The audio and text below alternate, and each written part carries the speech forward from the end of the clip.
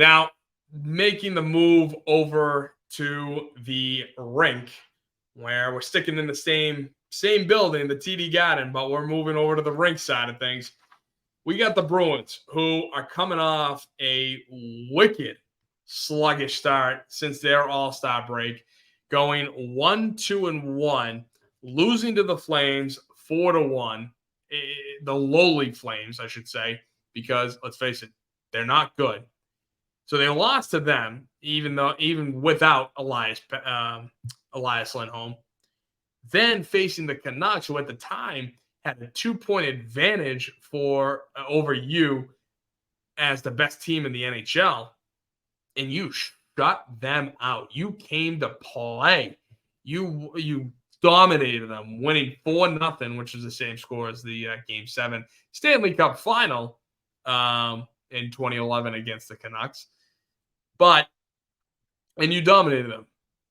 Then you played the Caps in a matinee game and looked like you didn't even show up, losing 3-1, or getting shut out, losing 3-0. And then you just played the Bolts last night, where you played better. I'll give you that.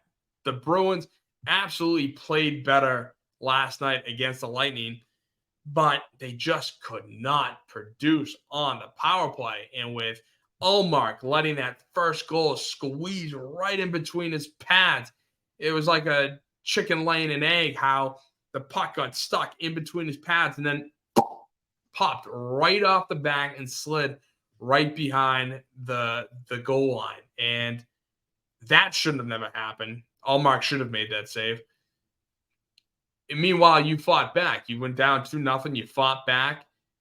The big crux, though, the big problem that I have is the fact that you went 0 for 6 on the power play against Tampa. 0 for 6. You got a good power play. You're one of the top 10 teams.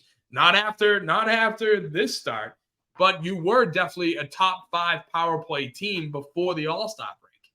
And since the All-Star break, you are 1 for 17 on the power play. You need to score.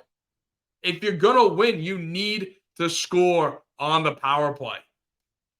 And you were able to score against Vasilevsky, but you just couldn't do it on the power play when it really mattered. I thought you dominated that game. I thought you deserved to win that game last night by the way you played. But going 0 for 6, it's not going to fly. And then to bring him to a shootout, and Pastrnak, you know what? His little move, it's literally not only a hit or miss, obviously with it being a goal or it being stopped, but it's a hit and miss with how it looks. Because with how it looks, is David Pastrnak is skating on his right leg alone. Nothing like he doesn't have both skates on the ice. He's got his left leg lifted, and he just rotates like this, and then just uses his momentum to fly forward, right? And that's how he fires it, kind of distracting the goaltender a little bit. But when it works, you can see what he's doing. You can see the deception that Pasta put on that goaltender. But then when it doesn't work, it looks like it did last night, where he couldn't have cared less if they won or lost. He couldn't have cared less if that puck went in or not, because of the way he did it.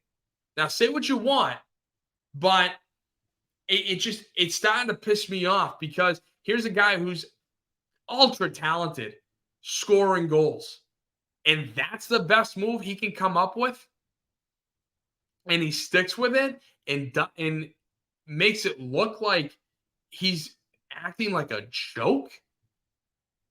Like, dude, get your act together. Figure out something else. Stop relying on this move, or actually put an effort in. Don't just do the move half-assedly.